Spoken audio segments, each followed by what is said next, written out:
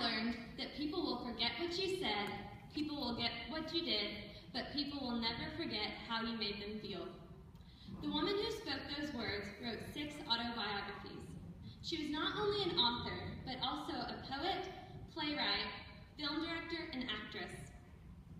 She received over 50 honorary degrees and inspired countless people in her 86 years.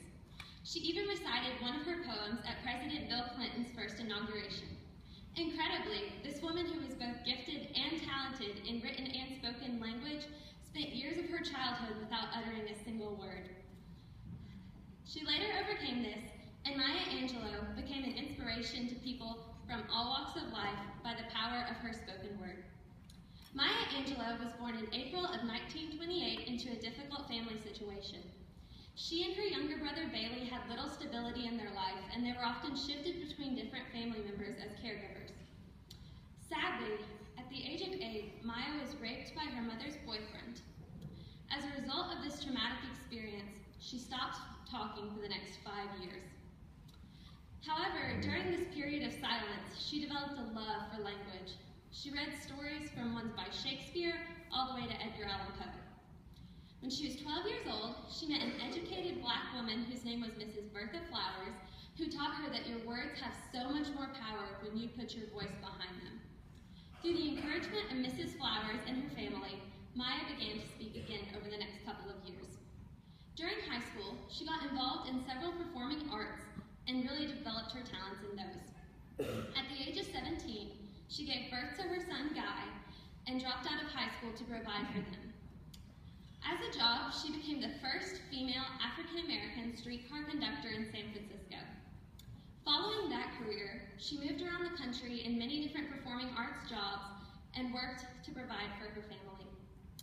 In 1959, she was so inspired by the leaders in the civil rights movement that she moved to New York City, joined the Harlem Writers Guild, and began to further her writing career to help progress the civil rights movement.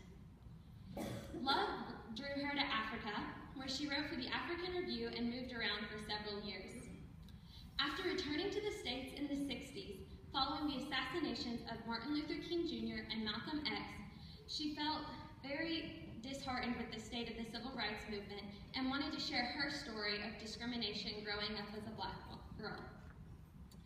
She wrote her first book, I Know Why the Caged Bird Sings. In this autobiography, she documented her childhood and the racial and gender discrimination she faced growing up. This book made history as the first non-fiction bestseller written by an African-American woman.